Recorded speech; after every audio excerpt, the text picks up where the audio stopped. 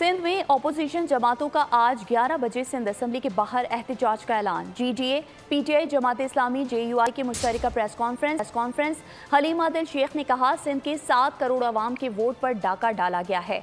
3 जमातों की इज्तिमाई खबर बनेगी। वज़ीर आज़म की कुर्सी गर्म है, जो बैठेगा जल जाएगा। हाफिज नईमुर रहमान ने कहा, इलेक्शन में बंदर बांट की गई, मैंडेट पर डाका कबूल नहीं। राशिद सोमरो ने कहा, पुरअमन एहतजाज में किसी ने रास्ता रोका तो जिम्मेदार खुद होगा। सफदर अब्बासी ने पुरअमन एहतजाज जारी रखने के अज़्म का इजहार किया।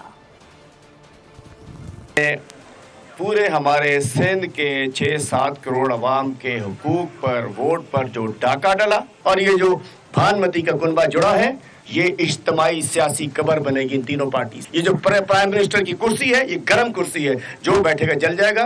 पीपल्स पार्टी और MQM में बंदर बांट करके सीटें तकसीम की गई हैं और पूरे सिंध में जिस तरीके से डाका डालकर मैंडेट पर कब्जा करके जो कुछ किया गया है, इसको किसी सूरत तस्लीम नहीं किया जाएगा। हम पुरअमन थे, पुरअमन हैं, पुरअमन रहेंगे।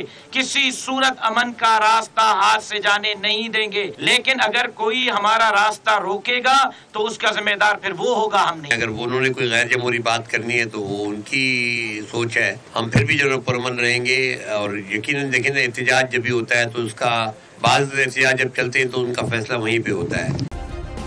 सब्सक्राइब करें और बेल दबाएं ताकि कोई खबर रह न जाए।